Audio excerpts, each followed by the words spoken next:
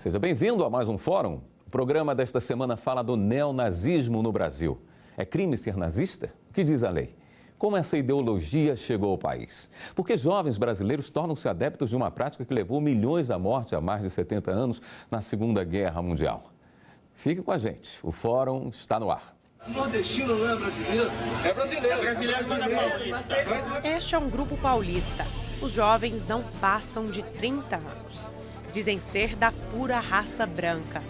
Odeiam negros, homossexuais, nordestinos. O conceito de ódio aos judeus, pregado por Hitler, foi adaptado ao Brasil. Mas ainda há algo em comum: o ódio pelo ódio. Quem não é igual a eles pode ser espancado até a morte nas ruas da maior cidade do país. Esta é apenas uma célula. Há grupos de neonazistas em vários estados, principalmente na região sul. Neo quer dizer novo, portanto, o neonazismo é o novo nazismo. Aliás, essa ideologia foi encerrada como forma de governo, de política de governo, com a Segunda Guerra Mundial, mas ainda mantém admiradores e seguidores em todo o mundo. A ação de grupos neonazistas aqui no Brasil é o tema do Fórum de hoje. Para debatermos o assunto, estão aqui no estúdio o Procurador Federal Cídio Mesquita Júnior e o pós-doutor em Educação e historiador Sidney Aguilar Filho. Muito obrigado pela presença dos senhores aqui. Ser simpatizante do nazismo é crime hoje no Brasil? O ser simpatizante por si só não é crime. O que pode ser crime é o induzir, o recrutar e as ações de violência que são comuns, né? Mas ser simpatizante por si só, não. O que pode é exteriorizar isso. E aí sim haverá um crime. Aí seria apologia. Nós teríamos uma incitação ao crime, ao crime de racismo, que está previsto na Lei 7.716, que é de janeiro de 1989, que foi alterada em 1997, trazendo, inclusive, essa incitação que é muito comum via rede mundial de computadores. Sem dúvida nenhuma, uma prática que existe no Brasil, e essa prática de ficar buscando novos seguidores, essa sim é crime. Sidney, vamos tentar entender algo que talvez seja muito complicado de se explicar. Por que essa ideologia, esses pensamentos que vêm lá dos anos 30, 40, chegaram no Brasil, inclusive dentro de uma legalidade, por que isso ainda atrai jovens que estão, muitos deles, à parte do que era pregado como o ideal pelo nazismo? Bom, primeiro nós estamos diante de uma cultura profundamente racista. Os indicadores das pesquisas científicas mostram que, quando indagado a população no cotidiano brasileiro, quem tem a percepção de que a sociedade brasileira é preconceituosa, é racista, bom, mais de 95% afirmam que somos um povo racista. Em contrapartida, quando indagados, você é racista, individualmente falando, apenas 1,5% da população se considera racista. Então, nós somos um país extremamente preconceituoso, extremamente racista, mas um país da negação. Um país que não se reconhece como tal, uma cultura que não se reconhece como tal. O que nos espanta e nos choca nestes grupos é que eles falam abertamente sobre isso, não é? Às vezes até mascarados, como vimos, mas falam abertamente sobre isso. E na cultura brasileira, isto é estranho. No Brasil, o comum é o racista e o preconceituoso viver silenciado. Ainda perdura no Brasil a ideia de uma democracia racial. O mito da democracia racial ainda está de pé. Quando olhamos para a história brasileira e mundial e percebemos que, em alguns momentos, esses grupos se apresentam de maneira mais estampada, mais explicitada, é porque me parece que, nesses momentos, como nas décadas de 1930 e 40, há uma aceitação social maior da explicitação do racismo. A indagação é se vivemos um destes momentos no mundo e no Brasil. Se vivemos num momento no Brasil e no mundo uma moda preconceituosa, uma moda racista mais uma vez. Da última vez em que o mundo viveu isso, no período nazi-fascista, nós tivemos o crescimento aqui no Brasil exponencial de grupos assim. Então, nós tivemos um dos maiores partidos nazistas do mundo aqui no Brasil. há quem diga o segundo maior ou terceiro maior partido nazista do planeta, aqui no Brasil, nos anos 30 e 40. E nós tivemos outros grupos também que destilaram o preconceito e o ódio e o discurso segregatório. Caso, por exemplo, de setores importantes da ação integralista brasileira. Se vivemos esse momento, um novo momento, um neo-momento nazistoide ou fascistoide no mundo ou no Brasil, esta é uma indagação que eu, particularmente, só vou conseguir responder a você daqui a uns 20 anos. Né? Sou um historiador, olho para o passado, mas temo por isso. Não me agrada ver grupos de jovens explicitando o seu ódio racista desta maneira. O ponto em comum é um preconceito chegando ao nível do ódio? É isso que os une? O que une, me parece, historicamente, o nazismo ao neonazismo e a outras formas também de racismo e de intolerância é uma crença, no meu modo de entender, equivocada. A ciência já tornou isso absolutamente superado. A crença na possibilidade de um aperfeiçoamento, de uma evolução da raça, da pátria. Na primeira onda nazista que tivemos no mundo, a referência era sistematicamente a eugenia, a busca de um melhor gene, de uma melhor geração, de um aprimoramento genético. A raça pura. A ideia da purificação racista. E apesar disto ter sido colocado às margens do campo científico, ser negado pela ciência contemporânea, permanece como uma ignorância notória circulando pela sociedade. Em momentos em que há uma maior aceitação pública desse tipo de expressão, isto vem à tona com uma velocidade muito forte. Agora, como já foi dito, inclusive, nem sempre o nazismo foi proibido no Brasil, né? Nós já tivemos o Partido Nazista. Em que momento que nós demos essa virada, que passou a ser proibido se fazer a apologia ou ter um partido, enfim? O nazismo em si, ele começa a ser combatido mundialmente em 1945, quando se abole totalmente o nazismo como partido já na Alemanha. Mas no Brasil, nós ficamos reticentes, nós somos normalmente carentes de leis. Então a gente fica com tratados, com convenções de direito internacional e a gente só vem buscar proibir, até porque é do direito criminal, e do direito em geral, não punirmos o que há no interior da pessoa. Então, a gente não recrimina o que há no íntimo da pessoa. A gente trata como recriminável tão somente aquilo que é exteriorizado. E lei de raça, nós só vamos ter o racismo como crime com a Lei 7.716 de 1989. Até então, não tínhamos o crime de racismo no Brasil. Cabe na nossa legislação hoje um partido de ultradireita? De certo modo, sim. A intolerância, ela pode ser trazida por um discurso de dominação que legitime. Isso é perigoso. Então, toda a dominação, ela busca um discurso que a legitima. E é possível que a gente tenha uma extrema direita, eu até tenho uma briga com a ideia sociológica de direita, centro-esquerda, até porque essa ideia surge da França, que quem era conservador centrava-se à direita e aquele que defendia o bem comum senta-se então à esquerda. Essa ideia, me parece, ela mostra a complexidade da sociedade. Mas se partirmos para essa ideia de uma extrema-direita radical, é possível. Só que não pode defender esses ideais abertamente. Porque aí seria vedado por serem do ponto de vista político e moral, e do ponto de vista jurídico, poderia trazer algumas cláusulas que seriam crimes, que seriam ilícitas juridicamente.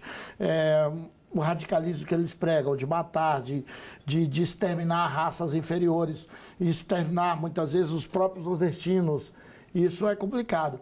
Embora a gente veja que os grupos de São Paulo eles não são tão radicais, e aqui no Brasil não há em São Paulo, por exemplo, um nazismo puro, em que se aceita negro, se aceita nordestino, e tem grupos, tem células que admitem mulheres. Então, no Brasil, essa ideia de um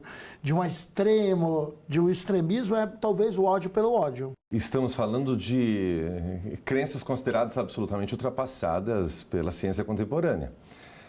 Mas quando olhamos para a história, o discurso adotado por esses grupos de extrema direita, esses grupos extremistas, à época se firmavam sob uma pretensa ciência, sobre um pretenso valor eugenista e higienista social, que imaginava que todas as formas, entre aspas, de degeneração deveriam ser combatidas. E aqui cabia não só o discurso do racismo no sentido da origem histórica, cultural, fisionômica, fenotípica, mas também a eugenia cabia o preconceito contra portadores de necessidades especiais, sobre pessoas consideradas com comportamentos político-ideológicos equivocados. Por exemplo, tratavam os internacionalistas como alienados, doentes mentais. Hoje, ainda não acreditam nisso? Para justificar suas ações? Olha, é difícil saber o que passa na cabeça destas pessoas, mas muitas vezes o discurso ainda reitera isso. Essa ideia de que a segregação, a separação é necessária é o que move muitos desses grupos. A dificuldade de convivência dentre os diferentes é a prova maior. E muitas vezes o apego à intolerância não está necessariamente ou exclusivamente numa questão de cor de pele ou de origem cultural. Muitas vezes se apegam a questões religiosas, a questões político-ideológicas, a orientações e comportamentos afetivos. Veja, a discursividade quase sempre está ligada ao discurso do purismo, da pureza, e que a miscigenação e a convivência entre as diferenças, nessa visão, poderia ser uma espécie de mal. O que hoje é absolutamente contestado, não só pelas ciências biológicas, não é? E sobretudo pelas ciências humanas, que demonstram justamente o inverso, não é? A convivência entre diferentes, não é? A miscigenação histórico-cultural, comportamental, a inclusão e não a segregação como mecanismo de desenvolvimento econômico-social. Não para esses, obviamente, neonazistas. Perfeito. Nós vamos para um rápido intervalo. Voltamos já com o programa Fórum.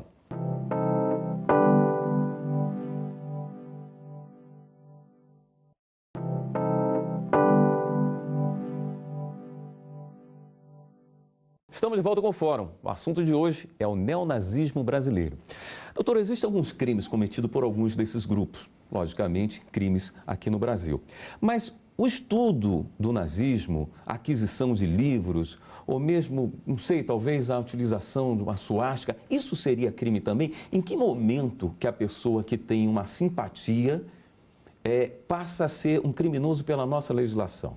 Somente quando exterioriza a intolerância, somente quando busca recrutar pessoas para o racismo, para a intolerância. Aí, olha, você será um neonazista, você não tolerará negros, você não tolerará judeu, não aceitará nordestino,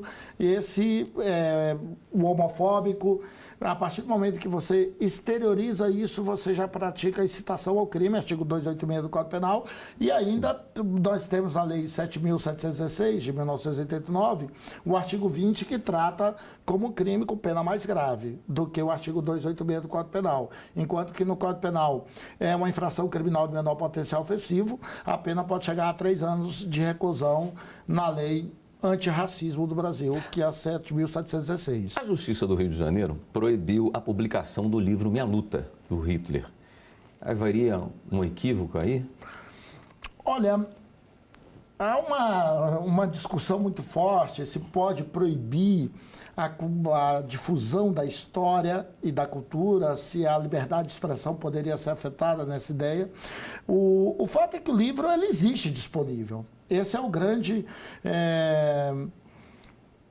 problema daqueles que defendem que o livro pode ser difundido porque ele existe livremente na rede mundial de computadores. Mesmo que sirva de material de propaganda? Mas ele não pode servir de material de propaganda, mas a pretensão da editora, segundo ela, não era isso, era simplesmente resgatar a história. O livro tem mais de 70 anos, está no domínio comum, e aí ela resolveu publicar. O livro, ele está aí para ser vendido, eu tenho ele em PDF. É um livro que você pode ler e aceitar ou não aceitar. É uma ideia de Hitler de 1923, 1924. Ele escreveu o livro em 1924, quando estava preso.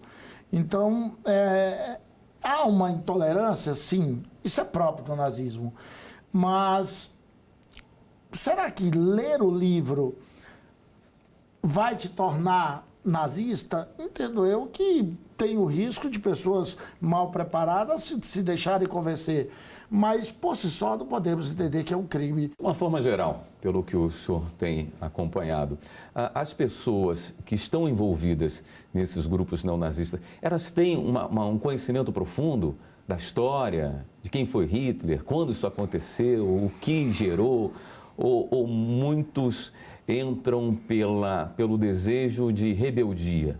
Olha, se for um desejo de rebeldia, então precisam rever-se os conceitos sobre rebeldia. Afinal de contas, estamos falando de uma ideologia profundamente conservadora, autoritária. Não há rebeldia nisso, né? Muito pelo contrário. O autoritarismo e a segregação é um discurso conservador e retrógrado de décadas atrás, de séculos atrás. Acerca da ignorância da história, eu só posso falar hipoteticamente. Insisto, não sei como pensam essas pessoas, o que elas têm dentro de suas cabeças. Mas existe um desconhecimento social, coletivo, muito grande sobre a história brasileira e seus envolvimentos com o nazifascismo ao longo dos anos 30 e 40. Até muito pouco tempo atrás, pelo menos até o fim dos 80, começo dos anos 90, era praticamente um tabu lidar com esta relação do Brasil da era Vargas com as ideologias nazifascistas. Sobre o desconhecimento das consequências do nazismo em escala mundial, sobretudo do Holocausto de judeus e de ciganos, é muito conhecido no mundo. É muito difícil imaginar que alguém em idade adulta não tenha pelo menos uma parca noção dos acontecimentos encontrados depois da derrubada do Estado Nacional Socialista Alemão. Diante das imagens daquele tempo, diante das memórias dos seus sobreviventes, continuar defendendo esse tipo de prática me assusta profundamente. E a legislação brasileira, que esteve bem preocupada com casos de terrorismo, essa lei voltada para o terrorismo pode, de alguma forma, dar uma segurada na evolução de grupos neonazistas? Ou são coisas distintas? Precisaria de uma legislação específica? Qual a sua impressão sobre isso? Porque o terrorismo, ele pressupõe ações contra o patrimônio, contra pessoas, mas que pretende dissimular o temor. E aí o terror, causar um pânico coletivo. Que parece-me que, por enquanto, o que eles fazem é demonstrar uma intolerância, pelo menos nas celas que nós verificamos. Existem basicamente as publicações de um delegado de polícia do Rio Grande do Sul, Jardim, sim, que diz que existe normalmente uma célula de pessoas mais preparadas academicamente e um grupo de pessoas, outras células de pessoas mais ignorantes, mais dominadas por esses outros grupos, manipuladas. Então, essas células normalmente hoje são células pequenas. Nós tivemos os carecas do subúrbio chegando a 500, mas hoje fracionários estão aproximadamente 100, 150. Os grupos são pequenos do Brasil, eles são células que não têm grande número de pessoas, quando muito 50 pessoas. As duas maiores, a 6, 150. Então, daí a dizer que eles simulam o terror por meio de ataques, eles agem mais como aqueles solitários, os lobos solitários. Eles chegam com estiletes, quebram o estilete dentro da pessoa, que é um ataque terrível. Eles socam até a morte, chutam, espancam até a morte. São práticas que existem e eles propagam isso no meio deles.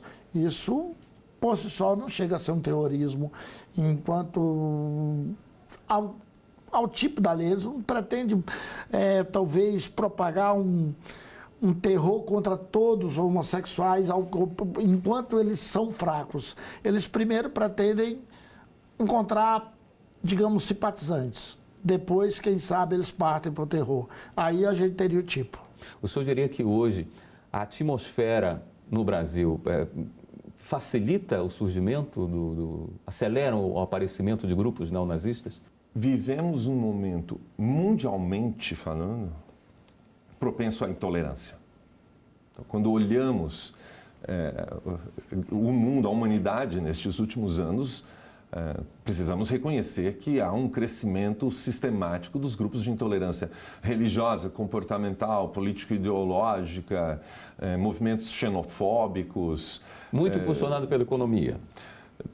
Em parte pela crise econômica, em parte por guerras, movimentos migratórios.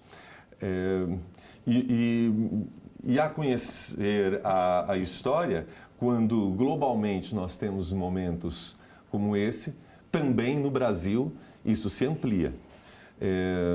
E há uma tendência forte de que crise econômico-social associada à intolerância e ao extremismo político-ideológico religioso, um caldeirão quentíssimo e propenso à multiplicação destes grupos. O senhor citou o delegado gaúcho, Paulo César Jardim, ele diz que o neonazismo hoje tem um formato de grupos paramilitares. O que diz a nossa legislação a respeito disso aí? Olha, como podemos tratar, se por acaso ficar caracterizado como um grupo paramilitar? A Constituição Federal, ela trata como imprescritível e insuscetível de benefícios a ação de grupos armados contra o Estado Democrático Brasileiro. Mas a simples organização de grupos paramilitares pode levar aí uma associação criminosa ou, quem sabe, a organização criminosa. Mas eu teria que ter um crime para poder falar em organização criminosa, um crime que ele estivesse propondo de homicídio ou que a pena prevista fosse de 4 anos ou mais, reclusão 4 anos ou mais, superior a 4 anos. Porque se a pena for até 3 anos, que é o caso de recrutamento de pessoas para o neonazismo, não caracterizaria uma organização criminosa. Poderíamos até pensar em uma associação criminosa, para incitação ao crime, etc. Mas eu só posso pensar em uma organização criminosa dos termos da Lei 12.850, se eles estiverem se preparando para a prática de crimes cuja pena máxima combinada sejam de reclusão superiores a 4 anos. Muito bem, muito obrigado pela presença dos senhores aqui no Fórum. Nós agradecemos a presença do Procurador Federal Cídio Mesquita Júnior e do pós-doutor em Educação e historiador Sidney Aguilar Filho. O Fórum de hoje se encerra, mas você pode acessar o site da TV Justiça para ver este e outros programas, tvjustiça.jus.br. Até o próximo programa.